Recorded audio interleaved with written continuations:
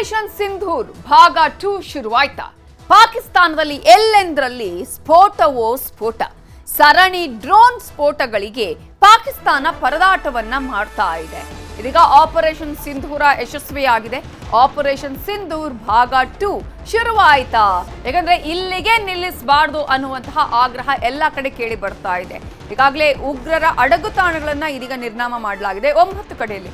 ಆದ್ರೆ ಇನ್ನೂ ಹೆಚ್ಚಿನ ಸಂಖ್ಯೆಯಲ್ಲಿರುವಂತಹ ಚಾನ್ಸಸ್ ಇದೆ. ಆ ಹಿನ್ನೆಲೆಯಲ್ಲಿ ನೇರ ದಾಳಿ ಆಗಬೇಕು ಉಗ್ರರ ವಿರುದ್ಧ ಅನ್ನುವಂತಹ ಮಾತುಗಳು ಕೇಳಿ ಬರ್ತಾ ಇರುವ ಸಂದರ್ಭದಲ್ಲಿ ಪಾಕಿಸ್ತಾನದಲ್ಲಿ ಎಲ್ಲೆಂದರಲ್ಲಿ ಸ್ಫೋಟದ ಮೇಲೆ ಸ್ಫೋಟಗಳು ಸಂಭವಿಸ್ತಾ ಇದೆ. ಸರಣಿ ಡ್ರೋನ್ ಸ್ಫೋಟಗಳಿಗೆ ಇದೀಗ ಪಾಕಿಸ್ತಾನ ಪರದಾಟವನ್ನ ಅನುಭವಿಸ್ತಾ ಇದೆ. ಸೆನೆಟ್ನಲ್ಲೂ ಹಾದಿ ಬೀದಿಯಲ್ಲೂ ಅದೇ ಚರ್ಚೆಯಾಗ್ತಾ ಇದೆ. ಭಾರತದ ಮೇಲೆ ನಡೆಸಿದ ದಾಳಿಯ ವಿರುದ್ಧ ಮತ್ತೆ ಪ್ರತೀಕಾರವನ್ನ ತೀರಿಸಿಕೊಳ್ಳುವಂತಹ ಸಾಧ್ಯತೆ ಇದೆ. ಪಾಕಿಸ್ತಾನದ ಹಲವಾರು ಸ್ಥಳಗಳಲ್ಲಿ ಭಾರತದಿಂದ ದಾಳಿ ಆಗ್ತಾ ಇದ್ದು ಪಾಕ್ ವಾಯು ರಕ್ಷಣಾ ರಾಡಾರ್ ವ್ಯವಸ್ಥೆಗಳೇ ಸ್ಫೋಟ ಆಗಿದೆ. ಪಾಕ್ ವಿಮಾನ ಹಾರಾಟಗಳ ಸಿಗ್ನಲ್ ರಾಡಾರ್ಗಳು ಬ್ಲಾಸ್ಟ್ ಆಗಿದೆ. ನಿನ್ನೆ ಸಂಜೆ ಕಾಶ್ಮೀರ ಭಾಗದಲ್ಲಿ ಶೆಲ್ ದಾಳಿಯನ್ನ ನಡೆಸಿತ್ತು ಪಾಕ್. ಆದರೆ ಪಾಕ್ನ ವಾಯು ರಕ್ಷಣಾ ರಾಡಾರ್ ಅನ್ನ ಉಡಾಯಿಸಿ ಭಾರತ ತೀಕ್ಷ್ಣವಾದ ತಿರುಗೇಟನ್ನ ಕೊಟ್ಟಿದೆ. ಆದ್ರೆ ಪಾಕಿಸ್ತಾನಕ್ಕೆ ಬುದ್ಧಿ ಬಂದ ಹಾಗೆ ಕಾಣಿಸ್ತಾ ಇಲ್ಲ. ಈಗ ಮತ್ತೆ ಇಂತಹ ಕೆಲಸ ಕಾರ್ಯಗಳನ್ನ ಅಟ್ಲೀಸ್ಟ್ ಅಟೆಂಪ್ಟ್ ಮಾಡೋಣ ಅಂತ ಹೋಗ್ತಾ ಇದ್ದ ಹಾಗೆ ಕಾಣಿಸ್ತಾ ಇದೆ ಪಾಕಿಸ್ತಾನ. ಯಾಕಂದ್ರೆ ಪಾಕಿಸ್ತಾನದ ಜನ ಇದೀಗ ಚೀತು ಅಂತ ಹೇಳಿ ಪಾಕಿಸ್ತಾನಕ್ಕೆ ಹೇಳ್ತಾ ಇದ್ದಾರಲ್ಲ, ಭಾರತ ಯಾವ ರೀತಿಯಾಗಿ ಅಲ್ಲಿ ಉಗ್ರರ ಅಡಗುತಾಣಗಳನ್ನ ನೆಲಸಮ ಮಾಡ್ತು, ಸರ್ವನಾಶ ಮಾಡ್ತು. ಇದನ್ನ ಒಂದೇ ಒಂದು ಮಿಸೈಲ್ ಅನ್ನ ಕೂಡ ಪಾಕಿಸ್ತಾನದಿಂದ ಅದನ್ನ ಎದುರಿಸೋದಿಕ್ಕಾಗ್ಲಿಲ್ಲ, ಅದನ್ನ ತಡೆಯೋದಿಕ್ಕಾಗ್ಲಿಲ್ಲ ಪಾಕಿಸ್ತಾನದಲ್ಲಿ ಅಂತ ಹೇಳಿ ಅಲ್ಲಿನ ಜನನೇ ಮಾತಾಡ್ಕೊಳ್ತಾ ಇದ್ದಾರೆ. ಇಂತಹ ಸಂದರ್ಭದಲ್ಲಿ ಇದೀಗ ಪಾಕಿಸ್ತಾನ ಒಂದಷ್ಟು ಅಟೆಂಪ್ಟ್ ಮಾಡೋಣ ಅಂತ ಒಂದು ಪ್ರಯತ್ನ ಮಾಡ್ತಿದೆ. ಭಾರತದ ಸೇನೆ ಅದನ್ನ ಯಾವ ರೀತಿಯಾಗಿ ತಿರುಗೇಟು ಕೊಟ್ಟು ಉಡಿಸ್ ಮಾಡ್ತಾ ಇದೆ ಅನ್ನೋದನ್ನು ಕೂಡ ನಾವು ಗಮನಿಸ್ತಾ ಇದ್ದೀವಿ. ಇದೀಗ ಪಾಕ್ ಮೇಲೆ ಭಾರತದಿಂದ ದಾಳಿ ಆಗ್ತಾ ಇದೆ. ನಾವು ದೃಶ್ಯಾವಳಿಗಳಲ್ಲಿ ಕೂಡ ನಿಮಗೆ ತೋರಿಸ್ತಾ ಇದ್ವಿ. ಪಾಕ್ ರಡಾರ್ ವ್ಯವಸ್ಥೆಯಲ್ಲಿ ಛಿದ್ರ ಆಗಿದೆ. ಹಲವಾರು ಸ್ಥಳಗಳಲ್ಲಿ ಭಾರತ ದಾಳಿಯನ್ನ ಮಾಡಿದೆ. ಪಾಕಿಸ್ತಾನದ ಅನೇಕ ಸ್ಥಳಗಳಲ್ಲಿ ಈಗಾಗಲೇ ಸ್ಫೋಟದ ಮೇಲೆ ಸ್ಫೋಟಗಳು ನಡೀತಾ ಇದೆ. ಅಲ್ಲಿನ ಜನ ಆತಂಕದಿಂದ ಹೊರಗೆ ಬರ್ತಾ ಇದ್ದಾರೆ. ಪಾಕ್ ವಾಯು ರಕ್ಷಣಾ ರಾಡಾರ್ ವ್ಯವಸ್ಥೆಗಳೇ ಅಲ್ಲಿ ಸ್ಫೋಟ ಆಗಿರುವಂಥದ್ದು. ಎಷ್ಟು ಮಾತ್ರ ಅಲ್ಲ, ಇದೀಗ ಪಾಕ್ ವಿಮಾನ ಹಾರಾಟಗಳ ಸಿಗ್ನಲ್ ರಾಡಾರ್ಗಳು ಕೂಡ ಬ್ಲಾಸ್ಟ್ ಆಗಿದೆ. ಒಂದ್ ಕಡೆ ಈ ರೀತಿಯಾದಂತಹ ಸ್ಫೋಟದ ಸದ್ದು ಕೇಳಿ ಬರ್ತಾ ಇದ್ರೆ, ಪಾಕಿಸ್ತಾನದ ಲಾಹೋರ್ನಲ್ಲಿ ಸ್ಫೋಟದ ಸದ್ದು ಜೋರಾಗಿ ಕೇಳಿ ಬಂದಿದೆ. ಲಾಹೋರ್ನ ವಾಲ್ಟನ್ ರಸ್ತೆಯಲ್ಲಿ ಸ್ಫೋಟದ ಸದ್ದು ಬಹಳ ದೂರದವರೆಗೂ ಕೇಳಿ ಬಂದಿದೆ. ಒಂದರ ಹಿಂದೆ ಒಂದರಂತೆ 3 ಬಾರಿ ಈ ಸ್ಫೋಟದ ಸೌಂಡ್ ಕೇಳಿಸಿದೆ. ಆ ಸಂದರ್ಭದಲ್ಲಿ ಜನ ಭಯದಲ್ಲೇ ರಸ್ತೆಗೆ ಓಡೋಡಿ ಬಂದಿದ್ದಾರೆ. ಲಾಹೋರ್ನ ಆಕಾಶದಲ್ಲಿ ದಟ್ಟ ಹೊಗೆ ಕಾಣಿಸ್ಕೊಂಡಿದೆ. ಆ ಭಾಗದ ಜನ ಆತಂಕದಿಂದ ಹೊರಗೆ ಓಡಿ ಬಂದಿದ್ದಾರೆ. ಇನ್ನು ಕರಾಚಿ, ರಾವಲ್ಪಿಂಡಿಯಲ್ಲೂ ಕೂಡ ಸ್ಫೋಟದ ಮಾಹಿತಿ ಈಗ ಲಭ್ಯವಾಗಿದ್ದು ಪಾಕ್ ಮಾಧ್ಯಮಗಳಿಂದ ಸ್ಫೋಟದ ಬಗ್ಗೆ ಸುದ್ದಿಯನ್ನ ಈಗ ಬಿತ್ತರಿಸಲಾಗ್ತಾ ಇದೆ. ಪಾಕ್ನ ಮಾಧ್ಯಮಗಳು ಈ ವಿಚಾರವನ್ನ ಇದೀಗ ನ್ಯೂಸ್ ಮಾಡ್ತಾ ಇವೆ. ಲಾಹೋರ್ನಂತೆ ಕರಾಚಿಯಲ್ಲೂ ಕೂಡ ಸ್ಫೋಟ ಆಯ್ತಾ? ಸ್ಫೋಟ, ಸೈರನ್ ಸದ್ದು ಕೇಳಿ ಅಲ್ಲೂ ಕೂಡ ಜನ ಹೊರ ಬಂದಿದ್ದಾರೆ. ಜನರಿಗಂತೂ ಆತಂಕ ಇದ್ದೇ ಇದೆ. ಯಾಕಂದ್ರೆ ಭಾರತ ಇದೀಗ ದಿಟ್ಟ ನಿರ್ಧಾರವನ್ನ ತೆಗೆದುಕೊಳ್ತಾ ಇದೆ. ನಮ್ಮ ಜನ ಅಥವಾ ಪಾಕಿಸ್ತಾನ ಸೇನೆ ಆಗಿರ್ಬೋದು, ಅಲ್ಲಿನ ಉಗ್ರರು ಮಾಡಿರುವಂತಹ ಕೆಲಸಕ್ಕೆ ನಾವೆಲ್ಲರೂ ಸಾಯ್ಬೇಕಾ ಅನ್ನುವಂತಹ ಪ್ರಶ್ನೆ ಆ ಭಾಗದ ಜನರನ್ನ ಈಗ ಸಹಜವಾಗಿ ಕಾಡುತ್ತೆ. ಯುದ್ಧ ಘೋಷಣೆ ಆಗುತ್ತಾ? ಭಾರತ ಅಂತೂ ಈ ಸಲ ಬಿಡುವ ಹಾಗೆ ಕಾಣಿಸ್ತಾ ಇಲ್ಲ. ದಿಟ್ಟ ನಿರ್ಧಾರ ತೆಗೆದುಕೊಳ್ಳುತ್ತೆ, ಕಠಿಣ ಕ್ರಮ ಕೈಗೊಳ್ಳುತ್ತೆ. ಯಾವ ಕ್ಷಣದಲ್ಲಿ ಬೇಕಾದ್ರೂ ಯುದ್ಧ ಆಗಬಹುದು ಅನ್ನುವಂತಹ ಪರಿಸ್ಥಿತಿ ಇದೀಗ ಅಲ್ಲಿನ ಜನರಲ್ಲಿದೆ.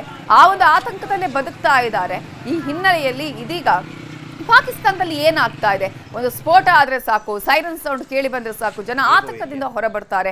ನಿಜಕ್ಕೂ ಸ್ಫೋಟ ಆಗಿದೆಯಾ ಅಥವಾ ಪಾಕಿಸ್ತಾನ ಬೇಕು ಅಂತಾನೆ ಈ ರೀತಿಯಾಗಿ ಭಯ ಬೀಳಿಸ್ತಾ ಇದೆಯಾ ಅನ್ನುವಂತಹ ಪ್ರಶ್ನೆಯನ್ನು ಕೂಡ ಹುಟ್ಟು ಹಾಕಿದೆ. ಏನ್ ಬೇಕಾದ್ರೂ ಮಾಡುತ್ತೆ ಪಾಕಿಸ್ತಾನ. ತಾವು ಕೆಲವೊಂದು ಸಂದರ್ಭದಲ್ಲಿ ತಾವು ಸಿಕ್ಕಾಕೊಳ್ಬಾರ್ದು ಅಂತ ಹೇಳಿ ಎಂತೆಂಥ ನಾಟಕಗಳನ್ನ ಮಾಡಿದೆ ನೋಡಿ.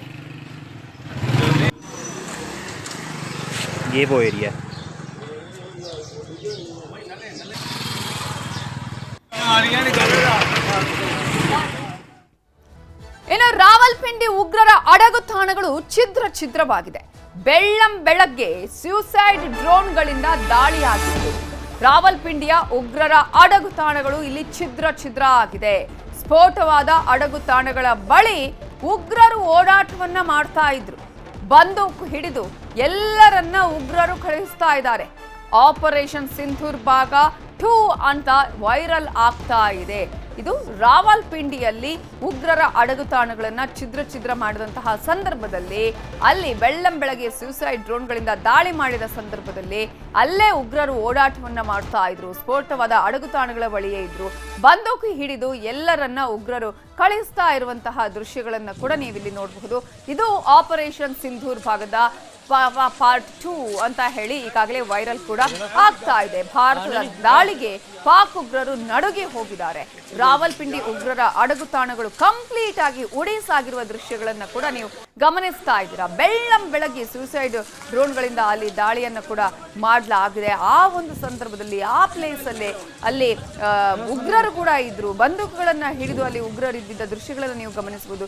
ಜನರನ್ನ ಆ ರೀತಿಯಾಗಿ ಉಗ್ರರೇ ಅಲ್ಲಿ ಕಳಿಸ್ಕೊಡ್ತಾ ಇದ್ದಂತಹ ದೃಶ್ಯಗಳನ್ನು ಕೂಡ ನೀವಿಲ್ಲಿ ಗಮನಿಸಬಹುದು. ಅಂತೂ ಭಾರತ ಸುಮ್ಮನೆ ಕೂರಲ್ಲ ಅನ್ನೋದು ಗೊತ್ತಾಗ್ಬಿಟ್ಟಿದೆ ಇದೀಗ ಪಾಕಿಸ್ತಾನಕ್ಕೆ. ಉಗ್ರರಿಗೂ ಕೂಡ ನಮ್ಗೆ ಇನ್ನು ಮುಂದೆ ಉಳಿಗಾಲ ಇಲ್ಲ ಅನ್ನೋದು ಈಗ ಖಚಿತ ಆಗಿದೆ.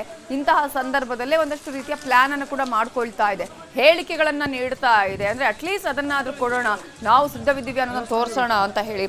ಆದ್ರೆ ಭಾರತ ಮಾಡಿದಂತಹ ದಾಳಿ ಇದೆಯಲ್ಲ, ಒಂದು ಚೂರು ಗೊತ್ತಾಗದಾಗೆ ಪಾಕಿಸ್ತಾನದ 9 ಅಡಗುತಾಣಗಳನ್ನ ಉಗ್ರರ ಅಡಗುತಾಣಗಳನ್ನ ನೆಲಸಮ ಮಾಡಿದ್ಯಲ್ಲ.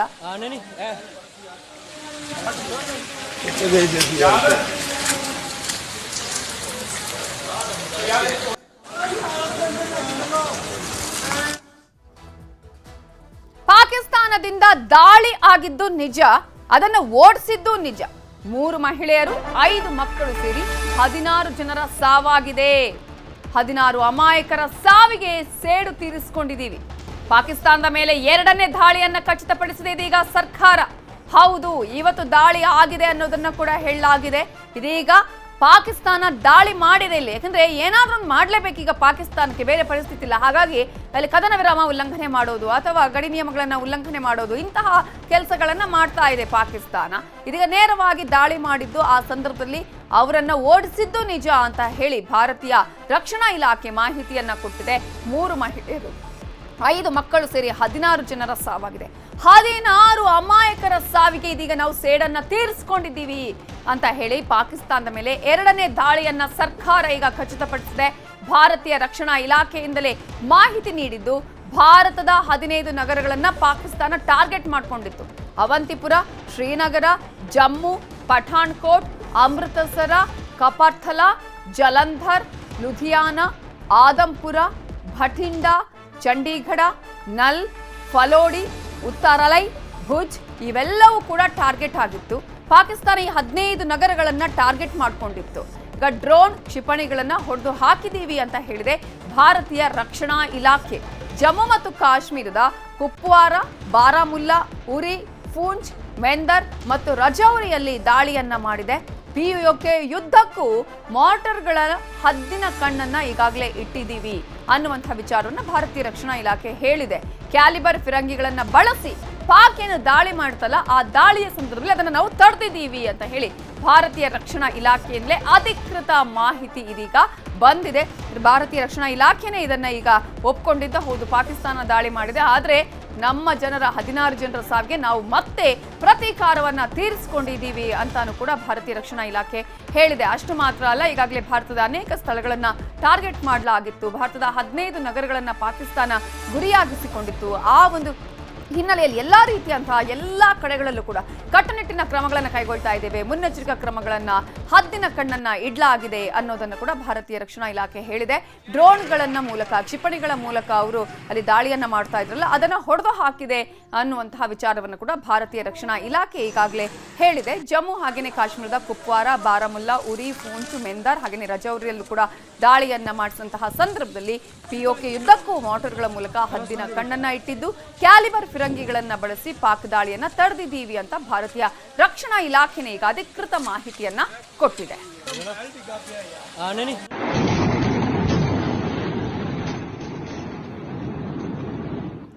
ಇದೇ ವಿಚಾರಕ್ಕೆ ಸಂಬಂಧಪಟ್ಟ ಹಾಗೆ ಇನ್ನಷ್ಟು ಡೀಟೇಲ್ಸ್ ಕೊಡೋದಕ್ಕೆ ನಮ್ಮ ನ್ಯೂಸ್ ಎಡಿಟರ್ ಆಗಿರುವಂತಹ ರಾಘವೇಂದ್ರ ಗುಡಿ ನೇರ ಸಂಪರ್ಕದಲ್ಲಿ ಜಾಯ್ನ್ ಆಗಿದ್ದಾರೆ.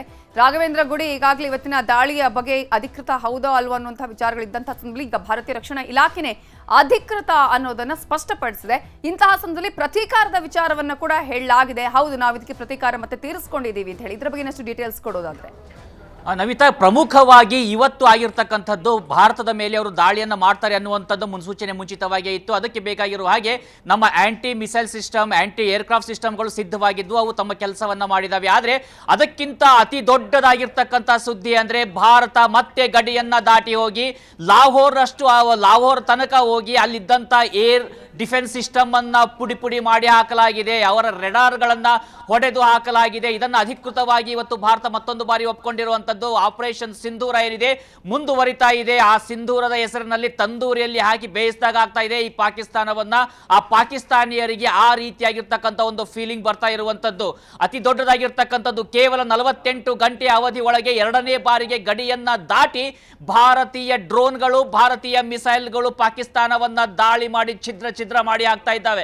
ಪಾಕಿಸ್ತಾನಿಯರು ಅನ್ಕೊಂಡಿದ್ರು ನಾವು ಭಾರತ ಈಗ ನಮ್ಮ ಮೇಲೆ ದಾಳಿ ಮಾಡೋಗಿದೆ, ಆರಾಮಾಗಿರ್ತಾರೆ, ನಾವು ಅವರ ಮೇಲೆ ನಾವು ದಾಳಿಯನ್ನು ಮಾಡಬಹುದು, ಫೇಕ್ ನ್ಯೂಸ್ಗಳನ್ನ ಹರಡ್ತಾ ಒಂದು ಇನ್ಫಾರ್ಮೇಶನ್ ವಾರ್ಫೇರ್ ನಲ್ಲಿ ಅವರನ್ನ ನಾವು ಕಟ್ಟಿ ಹಾಕಬಹುದು ಅಂತ ಅಂದ್ಕೊಂಡಿತ್ತು. ಅದೇ ರೀತಿಯಾಗಿ 15 ನಗರಗಳನ್ನ ಟಾರ್ಗೆಟ್ ಮಾಡಲಾಗುತ್ತೆ. ಅಮೃತ್ಸರದಲ್ಲಂತೂ P-15E ಅಂತಕ್ಕಂಥ ಈ ಚೈನಾದವರು ಕೊಟ್ಟಂತ ಈ ಮಿಸೈಲ್ಗಳನ್ನ ಬಳಕೆ ಮಾಡ್ಕೊಳ್ತಾರೆ. ಆದ್ರೆ ಭಾರತದ ಬಳಿಯಲ್ಲಿರ್ತಕ್ಕಂಥ S-400 ಆಕಾಶ್ ಏರ್ ಡಿಫೆನ್ಸ್ ಸಿಸ್ಟಮ್ಗಳೇನಿದಾವೆ ಅತ್ಯಂತ ಕಾರುವಕ್ಕಾಗಿರ್ತಕ್ಕಂಥ ಮಾಹಿತಿಯನ್ನು ಪಡೆದುಕೊಂಡಿರುವಂತದ್ದು. ಈ S-400 600 ಕಿಲೋಮೀಟರ್ ಅಷ್ಟು ದೂರದಲ್ಲಿ ಪಾಕಿಸ್ತಾನದ ಗಡಿ ಒಳಗೆ ಏನೇ ಡೆವಲಪ್ಮೆಂಟ್ಗಳಾದ್ರೂ, ಯಾವುದೇ ಏರ್ಕ್ರಾಫ್ಟ್ಗಳು ಹಾರಾಟವನ್ನು ನಡೆಸಿದ್ರು ಕೂಡ ರೆಡಾರ್ಗಳು ಅದನ್ನು ಹಿಡಿದು ಹಾಕಬಹುದು.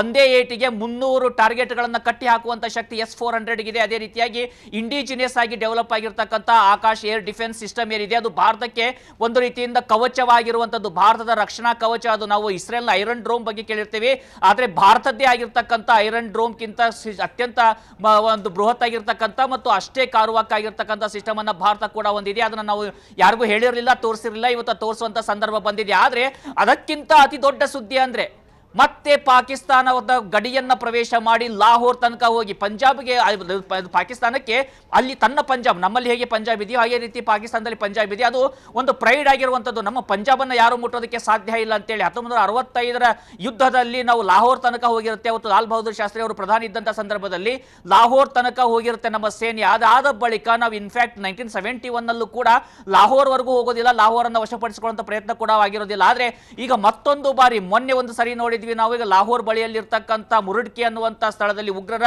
ಒಂದು ಕಾರ್ಖಾನೆ ಏನಿತ್ತು, ಆ ಕಾರ್ಖಾನೆಗೆ ಹೋಗಿ ದಾಳಿಯನ್ನ ಮಾಡಿ ಅದನ್ನು ಧ್ವಂಸ ಮಾಡಿದ್ದಾಯ್ತು. ಈಗ ಲಾಹೋರ್ಗೆ ಎಂಟ್ರಿಯನ್ನ ಕೊಟ್ಟಿರುವಂತದ್ದು. ಇವತ್ತು ಲಾಹೋರ್, ಕರಾಚಿ, ಅದೇ ರೀತಿಯಾಗಿ ನಾವು ಪೇಶಾವರ, ಅಲ್ಲೆಲ್ಲ ಕೂಡ ಬ್ಲಾಸ್ಟ್ಗಳಾಗ್ತಾ ಇದ್ದಾವೆ. ಆದರೆ ಭಾರತೀಯ ಸೇನೆ ಕೊಟ್ಟಂತ ಮಾಹಿತಿ ಪ್ರಕಾರ ನಾವು ಇವತ್ತು ಕೂಡ ಸ್ಪೆಸಿಫಿಕ್ ಆದಂತ ದಾಳಿಯನ್ನ ಮಾಡಿದ್ದೀವಿ. ಅಲ್ಲಿಯ ಜನರನ್ನ ಟಾರ್ಗೆಟ್ ಮಾಡಿಲ್ಲ, ಅಲ್ಲಿಯ ಮಿಲಿಟರಿಯನ್ನ ಅಥವಾ ಅಲ್ಲಿ ಇರ್ತಕ್ಕಂಥ ಯಾವುದೇ ಜನಸಾಮಾನ್ಯರನ್ನ, ಅಲ್ಲಿಯ ಸರ್ಕಾರವನ್ನ ಟಾರ್ಗೆಟ್ ಮಾಡಿಲ್ಲ. ಬದಲಿಗೆ ನಮ್ಮ ಮೇಲೆ ದಾಳಿಯನ್ನ ಮಾಡಿದ್ರಲ್ಲ, ಯಾವ ರೀತಿಯಾಗಿ ಎಸ್ಕಲೇಟ್ ಅನ್ನ ಮಾಡಿದ್ರಲ್ಲ, ಈಗ ನಾವು ಎಂಟ್ರಿ ಆಗಿ ಅವರ ರೆಡಾರ್ ಸಿಸ್ಟಮ್ಗಳನ್ನ ಒಡೆದು ಹಾಕಿದೀವಿ, ಅವರ ಆಂಟಿ ಮಿಸೈಲ್ ಸಿಸ್ಟಮ್ಸ್ಗಳೇನಿತ್ತು ಅವುಗಳನ್ನ ಛಿದ್ರ ಮಾಡಿದೀವಿ ಅಂತ ಹೇಳಿ. ಹೀಗಾಗಿ ಇದು ಅತ್ಯಂತ ಪ್ರಮುಖವಾಗಿರ್ತಕ್ಕಂಥ ಮತ್ತು ಅತ್ಯಂತ ದೊಡ್ಡದಾಗಿರ್ತಕ್ಕಂಥ ಡೆವಲಪ್ಮೆಂಟ್ ಆಗಿರುವಂತದ್ದು. ಭಾರತೀಯ ಸೇನೆಯ ಹೆಸರನ್ನ ಕೇಳಿದ್ರೆ, ಭಾರತದ ಹೆಸರನ್ನ ಕೇಳಿದ್ರೆ ಇವತ್ತು ಪಾಕಿಸ್ತಾನ ತನ್ನ ನೆಮ್ಮದಿಯನ್ನ ಕಳೆದುಕೊಂಡು ವಿಚಿತ್ರವಾದಂಥ ಪ್ರಯತ್ನ, ಒಂದು ಪ್ರಸ್ತುತಿಯನ್ನ ನಾವು ನೋಡ್ತಾ ಇದೀವಿ, ಅಂತ ದೃಶ್ಯಗಳನ್ನು ನೋಡ್ತಿದ್ದೀವಿ. ಜನ ಅಂತೂ ಹೊರಗಡೆ ಓಡಿ ಬರ್ತಾ ಇದ್ದಾರೆ. ಏನಾಗ್ತಾ ಇದೆ, ಯಾಕೆ ಆಗ್ತಾ ಇದೆ ಅನ್ನೋದು ಯಾರಿಗೂ ಕೂಡ ಊಹೆನೂ ಸಿಗದಾಗೆ. ನೋಡಿ, ಮೊನ್ನೆ ನಾವು ದಾಳಿಯನ್ನ ಮಾಡಿದಾಗ ಸಹಜವಾಗಿ ಏನು ಅನ್ಕೊಂಡಿರುತ್ತೆ, ಪಾಕಿಸ್ತಾನ ಇನ್ನೂ ಕೂಡ ತನ್ನ ಏರ್ ಡಿಫೆನ್ಸ್ ಅನ್ನು ಅದು ಸ್ಟ್ರಾಂಗ್ ಮಾಡ್ಕೊಂಡಿರ್ಬೋದು, ಭಾರತದಿಂದ ಯಾವುದೇ ರೀತಿಯಾಗಿರ್ತಕ್ಕಂಥ ದಾಳಿಯನ್ನು ತಡೆಯುವಂಥ ಶಕ್ತಿ ಬೆಳೆಸ್ಕೊಂಡಿರ್ಬೋದು ಅಂತ ಅಂದ್ಕೊಳ್ಳಲಾಗಿತ್ತರೂ ಕೂಡ ಇವತ್ತು ಮತ್ತೆ ಭಾರತ ತನ್ನ ಅತ್ಯಂತ ಕ್ಷಮತೆಯನ್ನು ತೋರಿಸಿರುವಂಥದ್ದು, ಯುದ್ಧ ಕ್ಷಮತೆಯನ್ನು ತೋರಿಸಿ ಅವರ ರೆಡಾರನ್ನ, ಅವರ ಡಿಫೆನ್ಸ್ ಸಿಸ್ಟಮ್ಗಳನ್ನು ಛಿದ್ರ ಮಾಡಿ ಹಾಕಿ ಅದನ್ನು ಅಧಿಕೃತವಾಗಿ ಹೇಳ್ಕೊಂಡಿದೆ. ಇದು ಯಾವುದೋ ಕೋವರ್ಟ್ ಆಪರೇಷನ್ ಅಲ್ಲ, ಅಥವಾ ಯಾವುದೋ ಒಂದು ನಾವು ನಾನ್ ಸ್ಟೇಟರಿ ಆಕ್ಟರ್ಸ್ನ ಬಳಸ್ತಾ ಇಲ್ಲ. ಉಗ್ರರನ್ನ ಬಳಸಿ ಹೇಗೆ ನಮ್ಮನ್ನ ಕಟ್ಟಿ ಹಾಕೋದಕ್ಕೆ ನಮ್ಮನ್ನ ಚುಚ್ಚಿ ರಕ್ತ ಬರಿಸ್ತಾ ಇತ್ತಲ್ಲ ಪಾಕಿಸ್ತಾನ, ಆ ರೀತಿಯಾಗಿ ಭಾರತ ಮಾಡ್ತಿಲ್ಲ. ಬದಲಾಗಿ ಅಧಿಕೃತವಾಗಿ ಹೇಳಿರುವಂಥದ್ದು, ಹೌದು ಅವರು ನಮ್ಮ ಮೇಲೆ ಇವತ್ತು 15 ಸ್ಥಳಗಳನ್ನ ಟಾರ್ಗೆಟ್ ಮಾಡಿ ಮಿಸೈಲ್ ಅನ್ನ ಲಾಂಚ್ ಮಾಡಿದ್ರು, ನಾವು ಏರ್ ಡಿಫೆನ್ಸ್ ಅನ್ನ ಬಳಸಿ ಅವುಗಳನ್ನ ಹೊಡೆದಾಕಿದ್ದೀವಿ. ಅದೇ ಕಾರಣದಿಂದಾಗಿ ಮತ್ತೆ ಅವರು ಎಸ್ಕಲೇಟ್ ಮಾಡಬಾರ್ದು ಅನ್ನೋ ದೃಷ್ಟಿಯಿಂದ ಅವರ ರೆಡಾರ್ಗಳನ್ನ ಪುಡಿ ಮಾಡಿ ಹಾಕಿದ್ದೀವಿ, ಅವರ ಆಂಟಿ ಮಿಸೈಲ್ ಸಿಸ್ಟಮ್ಗಳನ್ನ, ಆಂಟಿ ಏರ್ಕ್ರಾಫ್ಟ್ ಸಿಸ್ಟಮ್ಗಳನ್ನ ಛಿದ್ರ ಮಾಡಿ ಹಾಕಿದ್ದೀವಿ ಅಂತ ಹೇಳಿದ್ದಾರೆ. ನಿಜಕ್ಕೂ ಕೂಡ ಈ ಭಾರತೀಯ ಸೇನೆಯ ಈ ಕಾರ್ಯ ಅತ್ಯಂತ ದೊಡ್ಡ ಮಟ್ಟದಲ್ಲಿ ಭಾರತಕ್ಕೆ ಒಂದು ಭದ್ರತೆಯ ಮನೋಭಾವನೆ ತುಂಬುತ್ತಾ ಇದ್ರೆ ನಾವೆಲ್ಲರೂ ಕೂಡ ಮತ್ತೊಂದು ಬಾರಿ ನಮ್ಮ ಸೇನೆಗೆ ಸೆಲ್ಯೂಟ್ ಹೇಳಬೇಕಾಗಿರುವಂತಹ ಸಂದರ್ಭ ಇದು. ನವಿತಾ, ಈಗ ಗುಡಿ ನೀವೇ ಹೇಳಿದ ಹಾಗೆ ಒಂದ್ ಕಡೆ ಪಹಲ್ಗಾಮಲ್ಲಿ ಆದಂತಹ ಅಮಾಯಕರ ಮೇಲಿನ ದಾಳಿ ಒಂದು ಕಡೆ, ಅದಕ್ಕೆ ಈಗ ನಾವು ಟಾರ್ಗೆಟ್ ಮಾಡಿದ್ದು ಕೇವಲ ಉಗ್ರರ ಅಡಗುತಾಣಗಳನ್ನ, ಉಗ್ರರನ್ನ. ಆದ್ರೆ ಪಾಕಿಸ್ತಾನ ಮತ್ತೆ ಇಂತಹ ಕೆಲಸಗಳನ್ನ ಮಾಡ್ತಾನೆ ಇದೆ. ಒಂದ್ ಕಡೆ ಗಡಿಗಳನ್ನ ದಾಟಿ ಇಂತಹ ಕೆಲಸಗಳನ್ನ ಮಾಡುವಂತಹ ಕೆಲಸ. ಆದ್ರೆ ಭಾರತ ಸುಮ್ಮನೆ ಕೂತ್ಕೊಳ್ಳುತ್ತೆ ಅಂತ ಅಂದ್ಕೊಳ್ತಾ ಏನೋ, ಯಾಕಂದ್ರೆ ಅವ್ರು ಮಾಡಿದಕ್ಕೆ ನಾವು ಮಾಡ್ತೀವಿ ಅನ್ನುವಂತಹ ರೀತಿಯಲ್ಲಿ ಪ್ರತೀಕಾರದ ಮಾತುಗಳನ್ನ ಆಡುವಂಥದ್ದು. ಭಾರತ ಎಲ್ಲೂ ಕೂಡ ಸಂಯಮವನ್ನ ಕಳೆದುಕೊಳ್ತಾ ಇಲ್ಲ, ಎಲ್ಲೂ ಕೂಡ ಏನು ಉಲ್ಲಂಘನೆಗಳನ್ನ ಮಾಡ್ತಾ ಇಲ್ಲ. ಆದ್ರೆ ಇನ್ನು ಮುಂದೆ ಅಂತಹ ಪರಿಸ್ಥಿತಿ ಬರ್ಬೋದೇನೋ ಅಂತ ಹೇಳಿ, ಯಾಕಂದ್ರೆ ಪಾಕಿಸ್ತಾನ ನೆಟ್ಟಗೆ ಸರಿಯಾಗಿ ಯಾವುದನ್ನು ಕೂಡ ಮಾಡ್ತಾ ಇಲ್ಲ, ಏನು ಯಾವ ರೀತಿಯಾಗಿ ಅಮಾಯಕರನ್ನ ಮತ್ತೆ ಸಾಯಿಸುವಂತಹ ಕೆಲಸವನ್ನೇ ಮಾಡ್ತಾ ಇದೆ ಇಲ್ಲಿ ಅಂತ. ಖಂಡಿತವಾಗಿ ಇನ್ನೇನು ಮಾಡೋದಕ್ಕೆ ಸಾಧ್ಯ ಇದೆ? ಅವರು ದಾಳಿಯನ್ನು ಮಾಡುವಂಥದ್ದು ಯಾವುದೋ ಮಹಿಳೆಯರ ಮೇಲೆ, ಮಕ್ಕಳ ಮೇಲೆ, ವೃದ್ಧರ ಮೇಲೆ, ಗುರುದ್ವಾರದಲ್ಲಿ ಪ್ರಾರ್ಥನೆ ಮಾಡ್ತಾ ಇರುವಂಥವರ ಮೇಲೆ, ಮಸೀದಿಯಲ್ಲಿ ಪ್ರಾರ್ಥನೆ ಮಾಡ್ತಾ ಇರುವಂಥವರನ್ನ ಟಾರ್ಗೆಟ್ ಮಾಡಿಕೊಂಡು ಶೆಲ್ಲಿಂಗ್ ಅನ್ನು ನಡೆಸುವಂಥದ್ದು, ಮಿಸೈಲ್ ದಾಳಿಯನ್ನು ಮಾಡುವಂಥ ಪ್ರಯತ್ನವನ್ನು ಮಾಡುವಂಥದ್ದು. ಈಗ ನೋಡಿ, ನಾವು ಬೇಗ ಜಮ್ಮು ಕಾಶ್ಮೀರ ಮತ್ತು ನಾವು ಪಾಕ್ ಆಕ್ರಮಿತ ಕಾಶ್ಮೀರದ ಒಂದು ಆಸುಪಾಸು ಮಾತ್ರ ಅಲ್ಲ, ಇವನ್ ಪಂಜಾಬ್ ಗಡಿಯನ್ನು ದಾಟಿ ಅಮೃತಸರದ ಕೂಡ ಮಿಸೈಲ್ ಅನ್ನು ಹಾರಿಸುವಂಥ ಅಗತ್ಯತೆ ಏನಿತ್ತು? ಅಮೃತಸರದಲ್ಲಿ ಇರ್ತಕ್ಕಂಥದ್ದೇನು? ಅಲ್ಲಿಯ ಗುರುದ್ವಾರವನ್ನು ಟಾರ್ಗೆಟ್ ಮಾಡ್ತಾ ಇದ್ರ, ಅಥವಾ ನಮ್ಮ ಗೋಲ್ಡನ್ ಗುರುದ್ವಾರ ಏನಿದೆ, ಟೆಂಪಲ್ ಅಂತ ಏನು ಕರಿತೀವಿ, ಅದನ್ನೇನಾದರೂ ಟಾರ್ಗೆಟ್ ಮಾಡ್ತಾ ಇದ್ರ? ಯಾವ ರೀತಿಯಾಗಿರ್ತಕ್ಕಂಥ ಇವರ ಒಂದು ಹುನ್ನಾರ ಇತ್ತು ಅಂತ ಹೇಳಿ ಅಲ್ಲಿ ನೋಡಿದ್ರೆ, ರಾಜಸ್ಥಾನದಿಂದ ಪಂಜಾಬ್ ಬಾರ್ಡರ್ ಇಂದ ಅಂತಾರಾಷ್ಟ್ರೀಯ ಬಾರ್ಡರ್ ತರ ಸಾವಿರಾರು ಸಂಖ್ಯೆಯಲ್ಲಿ ಟ್ಯಾಂಕ್ಗಳನ್ನು ತಂದು ನಿಲ್ಲಿಸಿಕೊಂಡಿದ್ದಾರೆ. ಭಾರತೀಯ ಸೇನೆ ಸುಮ್ಮನೆ ಅದೇನು ಗೊತ್ತಾಗೋದಿಲ್ಲ ಅನ್ಕೊಂಡಿದ್ದಾರೆ ಅಂತ ಗೊತ್ತಿಲ್ಲ. ಆ ದೇಶಕ್ಕೆ ಏನಾಗ್ತಾ ಇದೆ ಅಂದ್ರೆ ತನ್ನನ್ನು ತಾನು ಪ್ರೂವ್ ಮಾಡ್ಕೊಳ್ಬೇಕಾಗಿದೆ. ಆದ್ರೆ ಇವತ್ತು ಈ ಬಾರಿ ಭಾರತ ಇಷ್ಟು ಕ್ಷಿಪ್ರವಾಗಿ, ಇಷ್ಟು ತೀಕ್ಷ್ಣವಾಗಿ, ಇಷ್ಟು ಕಠಿಣವಾಗಿ ಒಂದು ದಾಳಿಯನ್ನ ಮಾಡುತ್ತೆ, ಪ್ರತಿ ದಾಳಿಯನ್ನ ಮಾಡುತ್ತೆ ಅನ್ನುವಂಥ ಕಲ್ಪನೆಯನ್ನ ಅವ್ರ ಕನಸಿನಲ್ಲೂ ಕಂಡಿರಲಿಲ್ಲ ಅನ್ಸುತ್ತೆ. ಅದನ್ನೇ ಪ್ರಧಾನಮಂತ್ರಿ ನರೇಂದ್ರ ಮೋದಿ ಹೇಳಿದ್ದು, ನೀವು ಈ ಬಾರಿ ಕಲ್ಪನೆಯನ್ನ ಕೂಡ ಮಾಡಿಕೊಂಡಿರೋದಿಲ್ಲ, ಅಂತ ದೊಡ್ಡ ಮಟ್ಟದ ದಾಳಿಯನ್ನ ಮಾಡ್ತೀವಿ, ಪ್ರತ್ಯುತ್ತರವನ್ನ ಕೊಡ್ತೀವಿ ಅಂತೇಳಿ. ಅದನ್ನ ನೋಡ್ತಾ ಇದೀವಿ ನೋಡಿ. ಒಂದು ಅಂತಾರಾಷ್ಟ್ರೀಯ ಗಡಿ ದಾಟಿ ಹೋಗೋದು ಸುಲಭ ಅಲ್ಲ ನವಿತಾ. ಆ ರೀತಿಯಾದ ಸಾಕ್ಷ್ಯಾಧಾರಗಳು ಬೇಕು. ನಾಳೆ ವಿಶ್ವ ಪ್ರಶ್ನೆಯನ್ನ ಮಾಡುತ್ತೆ ಭಾರತನ, ನೀವು ಅಗ್ರೆಸರ್ ಆಗಿದ್ದೀರಾ, ನೀವು ಯಾಕೆ ಪಾಕಿಸ್ತಾನದ ಗಡಿಯನ್ನ ಪ್ರವೇಶ ಮಾಡ್ತಿದ್ದೀರಿ ಅಂತ ಯಾರಾದರೂ ಪ್ರಶ್ನೆಯನ್ನ ಮಾಡಿದ್ರೆ ಅದಕ್ಕೆ ಬೇಕಾದಂತಹ ಉತ್ತರಗಳನ್ನ ಕೂಡ ಭಾರತ ಇಟ್ಕೊಂಡಿರುವಂತದ್ದು. ಮೊದಲನೇ ದಿನ ನಾವು ನೋಡ್ತಾ ಇದ್ದೀವಿ, ಮೊನ್ನೆ ದಾಳಿ ಆದಂತಹ ಸಂದರ್ಭ ರಾತ್ರಿ 9 ಸ್ಥಳವನ್ನ ಗುರುತಿಸಲಾಗುತ್ತೆ. ಆ 9 ಸ್ಥಳದಲ್ಲಿ 24 ಮಿಸೈಲ್ಗಳನ್ನ ಹಾಕಿ ಅಥವಾ ಬಾಂಬ್ಗಳನ್ನ ಹಾಕಿ ಛಿದ್ರ ಮಾಡಲಾಗುತ್ತೆ. ಆ ಪ್ರತಿಯೊಂದರಲ್ಲೂ ಕೂಡ ಉಗ್ರರು ಇರುವಂತದ್ದು ನಾವು ನೋಡ್ತೀವಿ. ಈಗ ಈ ಏನು ಇದರಲ್ಲಿ ಭವಲ್ಪುರದಲ್ಲಿ ದಾಳಿ ಆಯ್ತಲ್ಲ, ಮಕ್ರೇಜ್ ಆ ಮಕ್ರೇಜ್ ಅಂತಕ್ಕಂಥದ್ದು, ಅಲ್ಲಿ ಆ ಭವಲ್ಪುರದಲ್ಲಿ ದಾಳಿ ಆಗಿರ್ತಕ್ಕಂಥ ಆ ಮಕ್ರಜ್ ಅಹಮದುಲ್ಲಾ ಅಂತ ಏನಿದೆ, ಅಥವಾ ಆ ಒಂದು ಸ್ಥಳದಲ್ಲಿ ಮಸೂದ್ ಅಜರ್ ಇರ್ಬೋದು, ಆತನ ಕುಟುಂಬಸ್ಥರು ಇರ್ಬೋದು, ನಮ್ಮ ದೇಶದಲ್ಲಿ ಏನು ಒಂದು ಹೈಜಾಕ್ ಅನ್ನ ಮಾಡಲಾಗಿತ್ತು, ಕಂದಾರ್ ವಿಮಾನ ಅಪಹರಣ ಪ್ರಕರಣ ಆಗಿತ್ತು, ಅದರ ಪ್ರಮುಖ ಆರೋಪಿಯನ್ನ ಕೂಡ ಸದೆ ಬಡಿಯಲಾಗಿದೆ ಬಿಕಾಸ್ ಆಫ್ ದಟ್ ದಾಳಿ. ಅದು ಒಂದೇ ಅಲ್ಲ, ಆ ರೀತಿಯಾಗಿ 9 ಪ್ರದೇಶಗಳಲ್ಲೂ ಕೂಡ ನೂರಾರು ಸಂಖ್ಯೆಯಲ್ಲಿ ಉಗ್ರರು, ಅಸ್ಪೈರಿಂಗ್ ಉಗ್ರರಾಗಬೇಕಂತ ಕನಸು ಕಾಣುವಂಥವ್ರು ಎಲ್ಲರನ್ನ ಕೂಡ ಕುಟ್ಟಿ ಪುಡಿ ಮಾಡಿ ಹಾಕಿ ಆ ಇಡೀ ಇದನ್ನ ಇನ್ಫ್ರಾಸ್ಟ್ರಕ್ಚರ್ ಅನ್ನ ಧ್ವಂಸ ಮಾಡಾಗಿದೆ. ಅದಾದ ಮೇಲಾದ್ರೂ ಪಾಠವನ್ನ ಕಲಿತಾ ಇದೆಯಾ ಪಾಕಿಸ್ತಾನ ಅಂದ್ರೆ? ಇಲ್ಲ, ಅದು ಮತ್ತೆ ನಮ್ಮನ್ನ ಟಾರ್ಗೆಟ್ ಮಾಡೋದಕ್ಕೆ ಪ್ರಯತ್ನ ಪಡೋದು. LOC ಅಲ್ಲಿ ಜನಸಾಮಾನ್ಯರನ್ನ ಟಾರ್ಗೆಟ್ ಮಾಡಿ ಅಲ್ಲಿ 10ಕ್ಕೂ ಅಧಿಕ ಜನರನ್ನ ಹತ್ಯೆಗೆ ಕಾರಣ ಆಗಿರುವಂತದ್ದು. ಈಗ ಪಂಜಾಬ್ ಮೇಲೆ ಮಿಸೈಲ್ಗಳನ್ನ ದಾಳಿ ಮಾಡುವಂಥದ್ದು. ಹಾಗೆ ಮಾಡಿದಾಗ ಮುಂಚಿನ ಭಾರತ ತಡೆದುಕೊಳ್ತಾ ಇತ್ತು ಅನ್ಸುತ್ತೆ, ಹೋಗ್ಲಿ ಅನ್ಸುತ್ತೆ. ನಾವೀಗ ಉದಾಹರಣೆಗೆ ನೋಡ್ತಾ ಇದ್ರೆ, ಒಬ್ಬ ಅತ್ಯಂತ ಉತ್ತಮವಾಗಿರ್ತಕ್ಕಂಥ ವ್ಯಕ್ತಿ, ಒಳ್ಳೆಯ ವ್ಯಕ್ತಿ ಕೆಟ್ಟವನಾದ್ರೆ ಏನಾಗುತ್ತೆ ಅನ್ನುವಂಥದ್ದು ಒಂದು ನಾವೇನು ನೋಡ್ತಿರ್ತೀವಲ್ಲ, ಅದರ ಉದಾಹರಣೆ ನೋಡ್ತಾ ಇರೋದು. ಇಷ್ಟು ದಿನ ಅತ್ಯಂತ ಒಳ್ಳೆಯವರಾಗಿದ್ದು ಭಾರತ, ಅತ್ಯಂತ ಜನರಸ್ ಆದಂಥ ವಾಟರ್ ಟ್ರೀಟಿ, ಸಿಂಧು ನದಿ ಒಪ್ಪಂದದಿಂದ ಅವರು ನಮ್ಮ ಮೇಲೆ ಪದೇ ದಾಳಿಯನ್ನ ಮಾಡ್ತಾ ಇದ್ರು, ಪದೇ ಭಯೋತ್ಪಾದಕ ಕೃತ್ಯವನ್ನು ಎಸಗ್ತಾ ಇದ್ರು. ಸಿಂಧು ನದಿ ಒಪ್ಪಂದಕ್ಕೆ ಭಾರತ ಕೈ ಹಾಕಿರಲಿಲ್ಲ. ಆದ್ರೆ ಇವತ್ತು ಪ್ರತಿ ಬಾರಿ ಕೂಡ ಅದನ್ನು ಕೂಡ ಒಂದು ವೆಪನ್ ಆಗ್ತಾ ಇದೆ. ಇವತ್ತು ಅಂತಾರಾಷ್ಟ್ರೀಯ ಗಡಿಯನ್ನು ದಾಟಿ ಮತ್ತೊಂದು ಬಾರಿ ಲಾಹೋರ್ಗೆ ಹೋಗಿರುವಂಥದ್ದು ತೀರಾ ಚೀಮಾರಿ ಆಗುವಂಥದ್ದು, ಅವರ ಮುಖಭಂಗ ಆಗಿರುವಂಥದ್ದಕ್ಕೆ ಇದೊಂದು ಸ್ಪಷ್ಟವಾಗಿರ್ತಕ್ಕಂಥ ಉದಾಹರಣೆಯಾಗಿ ಕಾಣ್ತಾ ಇದೆ ನವಿತಾ. ಒಟ್ಟಾರೆ ಭಾರತ ತನ್ನ ಪವರ್ ಏನು ಅನ್ನೋದನ್ನ ಒಂದು ಚಿಕ್ಕ ಉದಾಹರಣೆನ ಝಲಕನ್ನ ತೋರಿಸಿದೆ. ಇವತ್ತು ಇಡೀ ಸರ್ಕಾರ ಹೇಳಿದಾಗೆ ಈ ಆಪರೇಷನ್ ಸಿಂಧೂರ್ ಅನ್ನುವಂಥದ್ದು ಆರಂಭ ಅಷ್ಟೇ, ಇನ್ನೂ ಕೂಡ ಪ್ರಯಾಣ ತುಂಬಾ ದೂರ ಇದೆ. ಸೊ ಈಗಾಗಲೇ ಹೇಳ್ತಾ ಇದ್ವಿ, ಭಾರತೀಯ ರಕ್ಷಣಾ ಇಲಾಖೆ ಕೂಡ ಕನ್ಫರ್ಮ್ ಮಾಡಿದೆ, ಅಧಿಕೃತವಾಗಿ ಮಾಹಿತಿಯನ್ನ ಕೊಟ್ಟಿದೆ. ಕಾರಣ, ಈಗಾಗಲೇ ಪಾಕಿಸ್ತಾನ ನಮ್ಮ ದೇಶದ 16 ಅಮಾಯಕರನ್ನ ಮತ್ತೆ ಟಾರ್ಗೆಟ್ ಮಾಡಿ ಅವರನ್ನ ಸಾಯಿಸಿರೋದು. ಇದೇ ವಿಚಾರಕ್ಕೆ ಸಂಬಂಧಪಟ್ಟ ಹಾಗೆ ಭಾರತೀಯ ರಕ್ಷಣಾ ಇಲಾಖೆ ಹೌದು ನಾವು 2ನೇ ದಾಳಿಯನ್ನ ಮಾಡಿದ್ದೀವಿ ಅಂತ ಹೇಳಿ ಅಧಿಕೃತ ಮಾಹಿತಿಯನ್ನು ಕೊಟ್ಟಿದೆ. ಅಲ್ಲಿನ ರೆಡಾರ್ಗಳಾಗಿರ್ಬೋದು, ಅಲ್ಲಿದ್ದಂತಹ ಪಾಕಿಸ್ತಾನದ ವಾಯುಪಡೆಯ ವಿಚಾರಗಳಾಗಿರ್ಬೋದು, ಇದಕ್ಕೆ ಸಂಬಂಧಪಟ್ಟ ಹಾಗೆ ಎಲ್ಲಾ ರೀತಿಯಲ್ಲೂ ಅವುಗಳನ್ನ ಪುಡಿ ಮಾಡುವಂತಹ ಕೆಲಸವನ್ನ ಈಗಾಗಲೇ ಮಾಡಲಾಗಿದೆ. ಆದ್ರೆ ಅಲ್ಲಿ ಯಾವ ರೀತಿಯಾದಂತಹ ಅಸ್ತ್ರಗಳನ್ನ, ಬ್ರಹ್ಮಾಸ್ತ್ರಗಳನ್ನ ಅಲ್ಲಿ ತೆಗೆದುಕೊಳ್ಳಲಾಗಿತ್ತು ಅಂತ ನಾವು ಗಮನಿಸಿದ್ರೆ, ನಿನ್ನೆಯ ಈ ಒಂದು ಆಪರೇಷನ್ ಸಿಂಧೂರದಲ್ಲೂ ಕೂಡ ನಾವು ಗಮನಿಸಿದ್ವಿ, ಸ್ಕಾಲ್ಪ್ ಆಗಿರ್ಬೋದು, ಅದೇ ರೀತಿಯಾಗಿ ಹ್ಯಾಮರ್ಗಳ ಬಳಕೆ ಆಗಿತ್ತು. ಅಂತಹ ರೀತಿಯಲ್ಲೇ ಇವತ್ತು ಮತ್ತೊಂದು ಅಸ್ತ್ರವನ್ನ ಕೂಡ ಬಳಕೆ ಮಾಡಿಕೊಳ್ಳಲಾಗಿದೆ. ಪಾಕಿಸ್ತಾನದ ಮೇಲೆ S-400 ಸುದರ್ಶನ ಚಕ್ರವನ್ನ ಇವತ್ತು ಬ್ರಹ್ಮಾಸ್ತ್ರವನ್ನಾಗಿ ತೆಗೆದುಕೊಳ್ಳಲಾಗಿದೆ. ಮೊದಲ ಬಾರಿಗೆ S-400 ಸುದರ್ಶನ ಚಕ್ರವನ್ನ ಬಳಕೆ ಮಾಡಲಾಗಿದೆ. ಪಾಕಿಸ್ತಾನದ ಮೇಲೆ ಸುದರ್ಶನ ಚಕ್ರವನ್ನ ಬಿಟ್ಟಿದೆ ಭಾರತ. ಸುದರ್ಶನ ಚಕ್ರದೊಳಗೆ ಸಿಕ್ಕಾಕೊಂಡ್ರೆ ಏನಾಗತ್ತೆ ಅನ್ನೋದಕ್ಕೆ ಇದೀಗ ಪಾಕಿಸ್ತಾನಕ್ಕೆ ಅರಿವು ಆದ ಹಾಗೆ ಕಾಣಿಸುತ್ತೆ. ಯಾಕಂದ್ರೆ ಅದರ ಸಾಮರ್ಥ್ಯ ಏನು ಅನ್ನೋದು ಪಾಕಿಸ್ತಾನಕ್ಕೆ ಗೊತ್ತಿಲ್ಲ. S-400 ಸುದರ್ಶನ ಚಕ್ರವನ್ನ ಮೊದಲ ಬಾರಿಗೆ ಇದೀಗ ಬಳಕೆ ಮಾಡಿದೆ ಭಾರತ. ಮೊದಲ ಬಾರಿಗೆ S-400 ಸುದರ್ಶನ ಚಕ್ರವನ್ನ ಅಲ್ಲಿ ಬಳಕೆ ಮಾಡುವುದರ ಮೂಲಕ ಪಾಕಿಸ್ತಾನದ ಮೇಲೆ ಸುದರ್ಶನ ಚಕ್ರವನ್ನ ಬಿಟ್ಟಿದೆ. ಪಾಕ್ ದಾಳಿ ತಡೆಯೋದಿಕ್ಕೆ ಸುದರ್ಶನ ಚಕ್ರದ ಪ್ರಯೋಗ ಆಗಿದೆ. ನಮ್ಮ ವಿಶೇಷ ಏನು ಹಾಗಿದ್ರೆ S-400 ಸುದರ್ಶನ ಚಕ್ರದ ವಿಶೇಷತೆಗಳು ಏನು, ಕ್ಷಿಪಣಿ ವ್ಯವಸ್ಥೆ ಯಾವ ರೀತಿಯಾಗಿದೆ, ಅದು ಹೇಗೆ ಕಾರ್ಯನಿರ್ವಹಿಸುತ್ತೆ ಅನ್ನೋದನ್ನ ನಾವು ಗಮನಿಸ್ತಾ ಹೋಗೋದಾದ್ರೆ ಭಾರತ ಈಗಾಗಲೇ ತಮ್ಮ ರಕ್ಷಣಾ ವಿಚಾರದಲ್ಲೇ ಬಹಳ ಮುಂದುವರೆದಿದೆ. ಯಾವುದೇ ಕಾರಣಕ್ಕೂ ನಾವು ಯಾವುದೇ ಪಡೆಗಳಲ್ಲಿ ನೌಕಾಸೇನೆ ಆಗಿರ್ಬೋದು, ವಾಯುಸೇನೆ ಆಗಿರಬಹುದು ಅಥವಾ ಭೂಸೇನೆ ಆಗಿರ್ಬೋದು, ಎಲ್ಲೋ ಕೂಡ ನಾವು ಕಡಿಮೆ ಆಗಬಾರ್ದು ಅನ್ನುವಂತಹ ನಿಟ್ಟಿನಲ್ಲೇ ಅಲ್ಲಿ ಬಜೆಟ್ ಅಲ್ಲೂ ಕೂಡ ರಕ್ಷಣಾ ವ್ಯವಸ್ಥೆಗೆ ಇಷ್ಟು ಅಂತ ಮೀಸಲಿಡೋದು. ಇದೀಗ ಭಾರತದ ರಕ್ಷಣೆಗೆ ಏನ್ ಬೇಕಾದ್ರೂ ನಾವು ನಮ್ಮ ಅಸ್ತ್ರಗಳನ್ನ ಉಪಯೋಗ ಮಾಡ್ತೀವಿ ಅನ್ನೋದಕ್ಕೆ ಈಗ ಸುದರ್ಶನ ಚಕ್ರ ಕೂಡ ಅಲ್ಲಿ ಮೊದಲ ಬಾರಿಗೆ ಬಳಕೆಯಾಗಿದ್ದನ್ನ ಗಮನಿಸಬಹುದು. S-400 ಸುದರ್ಶನ ಚಕ್ರ ಮೊದಲ ಬಾರಿಗೆ ಇದೀಗ ಪಾಕಿಸ್ತಾನದ ವಿರುದ್ಧ ಬಳಕೆಯಾಗಿದೆ. ಪಾಕ್ ದಾಳಿಯನ್ನ ತಡೆಯೋದಕ್ಕೆ ಸುದರ್ಶನ ಚಕ್ರವನ್ನ ಪ್ರಯೋಗ ಮಾಡಲಾಗಿದೆ. ಈಗಾಗಲೇ ಭಾರತೀಯ ರಕ್ಷಣಾ ಪಡೆ ಇದರ ಬಗ್ಗೆ ಮಾಹಿತಿಯನ್ನ ಕೊಟ್ಟಿದೆ. ನಿನ್ನೆ ಕೂಡ ದಾಳಿ ಮಾಡುವಂತಹ ಸಂದರ್ಭದಲ್ಲಿ ಯಾವೆಲ್ಲ ಬ್ರಹ್ಮಾಸ್ತ್ರಗಳನ್ನು ಉಪಯೋಗ ಮಾಡಲಾಗಿತ್ತು ಅನ್ನೋದ್ರ ಬಗ್ಗೆ ಹೇಳಲಾಗಿತ್ತು. ಭಾರತ ಮತ್ತೆ ದಾಳಿ ಮಾಡುತ್ತೆ, ಹುಷಾರಾಗಿರಿ, ಲೈಟ್ ಆಫ್ ಮಾಡಿ ಎಲ್ಲಾ ಮನೆಯೊಳಗೆ ಸೇರ್ಕೊಳ್ಳಿ ಅಂತ ಹೇಳಿ ಪಾಕಿಸ್ತಾನ ಸೇನೆಯಿಂದ ಈಗ ಜನರಿಗೆ ಮೈಕ್ನಲ್ಲಿ ಸಂದೇಶವನ್ನ ನೀಡಲಾಗ್ತಾ ಇದೆ. ಆಪರೇಷನ್ ಸಿಂಧೂರ್ ಬಳಿಕ ಪಾಕ್ ಜನರಿಗೆ ಎಚ್ಚರಿಕೆಯನ್ನ ನೀಡಲಾಗ್ತಾ ಇದೆ. ಈಗ ನಾವಿಲ್ಲಿ ಮಾಕ್ ಡ್ರಿಲ್ ಮಾಡ್ತೀವಲ್ಲ, ಅದೇ ರೀತಿಯಾಗಿ ಇದೀಗ ಪಾಕಿಸ್ತಾನ ಸಂದೇಶವನ್ನ ಕೊಡ್ತಾ ಇದೆ. ಯಾವ ಸಂದರ್ಭದಲ್ಲಾದರೂ ಭಾರತ ದಾಳಿ ಮಾಡಬಹುದು, ದಾಳಿ ಮಾಡ್ತಾ ಇದೆ, ಮತ್ತೆ ದಾಳಿ ಮಾಡುತ್ತೆ, ನೀವು ಹುಷಾರಾಗಿರ್ಬೇಕು, ಲೈಟ್ ಆಫ್ ಮಾಡಿ ಎಲ್ಲ ಮನೆಯೊಳಗೆ ಸೇರ್ಕೊಳ್ಳಿ. ಪಾಕಿಸ್ತಾನ ಸೇನೆಯಿಂದ ಜನರಿಗೆ ಮೈಕ್ನಲ್ಲಿ ಸಂದೇಶವನ್ನ ರವಾನೆ ಮಾಡಲಾಗ್ತಾ ಇದೆ. ಆಪರೇಷನ್ ಸಿಂಧೂರ ಬಳಿಕ ಪಾಕ್ ಜನರಿಗೆ ಇದೀಗ ಎಚ್ಚರಿಕೆಯನ್ನ ನೀಡಲಾಗ್ತಾ ಇದೆ. ಪಾಕ್ನ ಭದ್ರತಾ ಸಿಬ್ಬಂದಿಗಳು ಅನೌನ್ಸ್ ಮಾಡ್ತಿದ್ದಾರೆ. एक जरूरी ऐलान समाज फरमाए, जितने भी मरकज के अंदर दुकानदार हजरात हैं, सबको मतला किया जाता है कि गवर्नमेंट ऑफ पाकिस्तान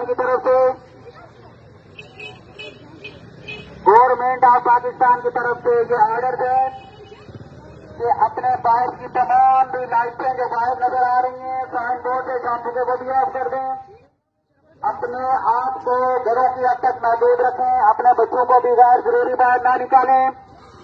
मुल्की हालात के पेश नजर ये हदायत वसूल हुई है। मल्टी इंतजामिया बार बार आपको आगाह कर रही है, अल्लाह वर्दी की सूरत में जो भी गवर्नमेंट एक्शन लेगी, जो भी इंतजामिया एक्शन लेगी, उसका जिम्मेदार खुद दुकानदार होगा। ये महरोर ಸೊ ಪಾಕಿಸ್ತಾನ ಸೇನೆ ಜನರಿಗೆ ಮೈಕ್ನಲ್ಲಿ ಸಂದೇಶವನ್ನು ಇದೀಗ ರವಾನೆ ಮಾಡ್ತಾ ಇದೆ. ಇಲ್ಲಿವರೆಗೂ ಕೂಡ ಸುಮ್ಮನಿತ್ತು ಅಥವಾ ದಾಳಿ ಮಾಡ್ತೀವಿ ಅನ್ನುವಂತಹ ಒಂದು ಮಾಡ್ತೀವಿ ಅನ್ನುವಂತಹ ಯೋಚನೆ ಇತ್ತೇನೋ, ಆದರೆ ಇದೀಗ ಭಾರತ ಯಾವಾಗ ತಿರುಗೇಟನ್ನು ಕೊಡೋದಕ್ಕೆ ಶುರು ಮಾಡ್ತೋ ತಾನು ಒಂದು ಸ್ವಲ್ಪ ಅಟ್ಲೀಸ್ಟ್ ಮುಂದೆ ಹೋಗಿ ದಾಳಿ ಮಾಡೋಣ ಅಂತ ಹೇಳಿದ್ರೆ ಅದನ್ನೇ ತಡೆಗಟ್ಟಿ ಭಾರತ ಪಾಕಿಸ್ತಾನದ ವಿರುದ್ಧ ಇದೀಗ ಮತ್ತೆ ಅಟ್ಯಾಕ್ ಮಾಡ್ತಾ ಇದೆಯಲ್ಲ. ಪಾಕಿಸ್ತಾನ ಇದೀಗ ಜನರಿಗೆ ಸಂದೇಶ ಕೊಡುವಂತಹ ಕೆಲಸವನ್ನ ಮಾಡ್ತಾ ಇದೆ ಪಾಕಿಸ್ತಾನ ಸೇನೆಯಿಂದ. ಆದರೆ ಭಾರತ ಎಲ್ಲೂ ಕೂಡ ತಮ್ಮ ನಿಯಮಗಳನ್ನ ಅಥವಾ ಉಲ್ಲಂಘನೆಗಳನ್ನ ಮಾಡಿಲ್ಲ. ಎಲ್ಲೇ ಪಾಕಿಸ್ತಾನದ ಅಡಗುತಾಣಗಳೇ ಇದೆ ಉಗ್ರರದ್ದು, ಅದನ್ನೇ ಟಾರ್ಗೆಟ್ ಮಾಡಲಾಗಿರೋದು, ಎಲ್ಲೂ ಕೂಡ ಅಮಾಯಕರನ್ನ ಟಾರ್ಗೆಟ್ ಮಾಡಿಲ್ಲ. ಆದರೆ ಪಾಕಿಸ್ತಾನ ಏನು ಮಾಡ್ತಾ ಇದೆ, ಭಾರತದ ಅಮಾಯಕ ನಾಗರಿಕರನ್ನ ಟಾರ್ಗೆಟ್ ಮಾಡ್ತಾ ಇದೆ. ಭಾರತೀಯ ಸೇನೆಯನ್ನ ಎದುರಿಸಲಾಗದಂತಹ ರಣಹೇಡಿ ಪಾಕ್ ನಾಗರಿಕರ ಮೇಲೆ ಶೆಲ್ ದಾಳಿ ಮಾಡಿದೆ. ಪಾಕಿಸ್ತಾನ ಇದೀಗ 16 ಅಮಾಯಕರನ್ನ ಕೊಂದಿದ್ದಕ್ಕೆ ಸಾಕ್ಷಿ ಸಿಕ್ಕಿದೆ. ಈ ತರನೇ ಮಾಡೋದು ಪಾಪ ನೇರ ಮಾರ್ಗವಾಗಿ ಮಾಡೋದಕ್ಕೆ ಸಾಧ್ಯನೇ ಇಲ್ಲ ಪಾಕಿಸ್ತಾನಕ್ಕೆ. ಯಾಕಂತ ಹೇಳಿದ್ರೆ ಕಳ್ಳ ಮಾರ್ಗಗಳನ್ನ ಮಾಡಿನೇ ಅಮಾಯಕ ಜನರನ್ನ ಸಾಯಿಸಿನೇ ಏನಾದ್ರೂ ಮಾಡಬೇಕೇ ಹೊರತು ಪಾಕಿಸ್ತಾನ ನೇರವಾಗಿ ಯುದ್ಧ ಮಾಡಿ ಗೆಲ್ಲೋದಕ್ಕೆ ಸಾಧ್ಯನೇ ಇಲ್ಲ. ಅದು ಪಾಕಿಸ್ತಾನಕ್ಕೂ ಕೂಡ ಗೊತ್ತಿದೆ. ಅದೇ ಕಾರಣಕ್ಕಾಗಿ ಭಾರತೀಯ ಸೇನೆಯನ್ನ ಎದುರಿಸಲಾಗದಂತಹ ರಣಹೇಡಿ ಪಾಕ್ ನಾಗರಿಕರನ್ನ ಇಲ್ಲಿ ಗುರಿಯಾಗಿಸಿಕೊಂಡು ಅವರ ಮೇಲೆ ದಾಳಿ ಮಾಡ್ತಾ ಇದೆ. ಭಾರತ ಕೂಡ ಮಾಡಬಹುದಾಗಿತ್ತು, ಆದ್ರೆ ಭಾರತ ಹಾಗೆ ಮಾಡಲಿಲ್ಲ. ಭಾರತ ಮಾಡಿದ್ದು ನಮ್ಮ ಅಮಾಯಕರನ್ನ ಸಾಯಿಸಿದಂತಹ ಉಗ್ರರನ್ನ ಗುರಿಯಾಗಿಸಿಕೊಂಡು. ಈಗಾಗಲೇ ಶೆಲ್ ದಾಳಿ ಮಾಡಿರುವಂತಹ ಪಾಕಿಸ್ತಾನ 16 ಅಮಾಯಕರನ್ನ ಕೊಂದಿದ್ದಕ್ಕೆ ಸಾಕ್ಷಿ ಸಿಕ್ಕಿದೆ. ಪೂಂಚ್ ಮಾರುಕಟ್ಟೆಯಲ್ಲಿ ಪಾಕಿಸ್ತಾನ ಶೆಲ್ ದಾಳಿ ಮಾಡಿದ್ದು ಸಿಸಿಟಿವಿಯಲ್ಲಿ ಈ ಪಾಪಿ ಪಾಕಿಸ್ತಾನದ ಕೃತ್ಯ ಸೆರೆಯಾಗಿದೆ.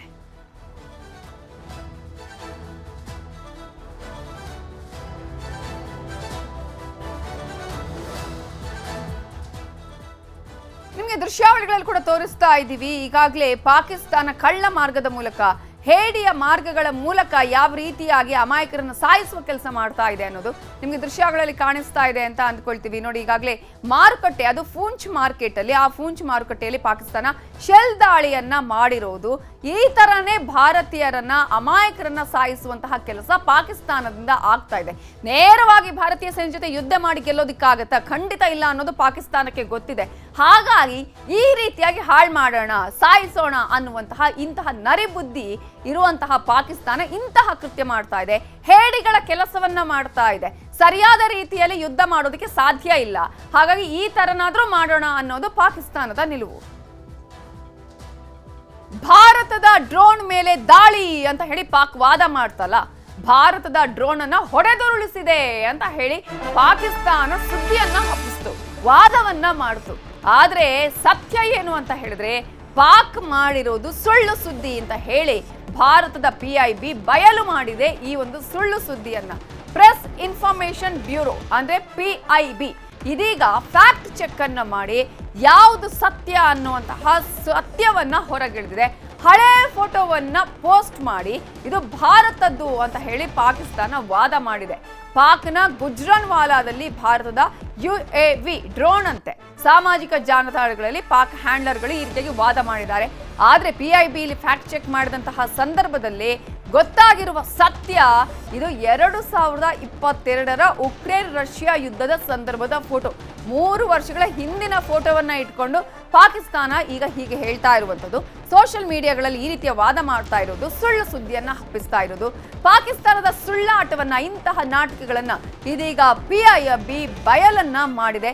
ಈ ಮೂಲಕ ಗೊತ್ತಾಗ್ತಾ ಇದೆ ಪಾಕಿಸ್ತಾನ ಬರೀ ಸುಳ್ಳನ್ನ ಹೇಳ್ತಾ ಇದೆ, ಇಂತಹ ಡ್ರಾಮಾಗಳನ್ನ ಮಾಡ್ತಾ ಇದೆ, ಸುಳ್ಳು ಸುದ್ದಿಯನ್ನೇ ಹಬ್ಬಿಸುವಂತಹ ಕೆಲಸವನ್ನ ಪಾಕಿಸ್ತಾನ ಮಾಡ್ತಾ ಇದೆ. ಅಲ್ಲಿನ ಸೋಷಿಯಲ್ ಮೀಡಿಯಾಗಳಲ್ಲಿ ಮಾಡಲಾಗ್ತಾ ಇದೆ. ಈಗಾಗಲೇ ಅಲ್ಲಿನ ಪ್ರಧಾನಿಗಳು ಕೂಡ ಹೇಳ್ತಾ ಇದ್ರು, ಯಾವ್ದಾದ್ರು ಒಂದು ಸಾಕ್ಷಿ ಬೇಕಂತ ಹೇಳಿದ್ರೆ ಸೋಷಿಯಲ್ ಮೀಡಿಯಾದಲ್ಲಿ ಇದೆ ಅಂತ ಹೇಳಿ. ಹಾಗಾದ್ರೆ ಈ ಆ ಸೋಷಿಯಲ್ ಮೀಡಿಯಾನೇ ಇವರಿಗೆ ಸಾಕ್ಷಿನ ಅನ್ನುವಂಥದ್ದು, ಬೇರೆ ಯಾವ ಸಾಕ್ಷಿಗಳು ಕೂಡ ಇಲ್ಲ ಇವರ ಹತ್ರ.